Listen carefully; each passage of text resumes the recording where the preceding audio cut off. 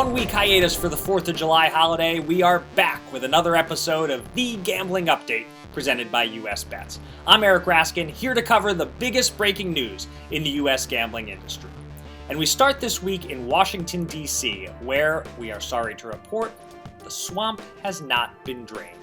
The D.C. Council waded deep into the swamp this Tuesday to pass its controversial mobile sports betting measure, giving a monopoly on online betting in the district to Intralot, despite strong objections from the dissenting voters.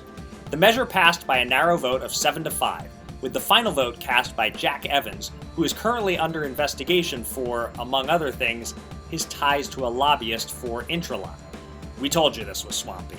In any case, Intralot, which also operates the DC Lottery, has now been approved for a 5-year, $215 million sole-sourced contract, meaning there will be no competition from other operators within DC limits. Unless you count offshore operators, of course, which is where a lot of DC sports betting dollars figure to go if Intralot's pricing isn't customer-friendly. More moderately bad news for sports bettors comes from the state of Maine, where, since we didn't have a show last week, we're going to cover something that happened last Tuesday. Or, more accurately, something that didn't happen last Tuesday.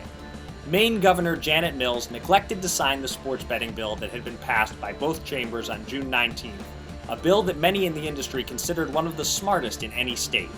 We don't know why Mills didn't sign the legislation into law, but she didn't veto it either, so the upshot seems to be that this stalls things for several months. Maybe tweaks will be made to the legislation, maybe not, but the optimistic viewpoint is that the bill will pass by January 2020, as long as Mills doesn't opt to veto it. And lastly, we go to my home state of Pennsylvania, where we're fast approaching the July 15th date by which regulators promised in the spring we would have legal online casino sites. The word from the Gaming Control Board is that yes, next Monday, the 15th, the soft launch of online casino will begin, probably with just 2 operators to start. Parks Casino is definitely planning to launch at 2 p.m. on Monday, and Penn National's Hollywood Casino is on track as well. Many more will follow. 8 others that applied have been approved, but they'll mostly trickle out over the coming days and weeks.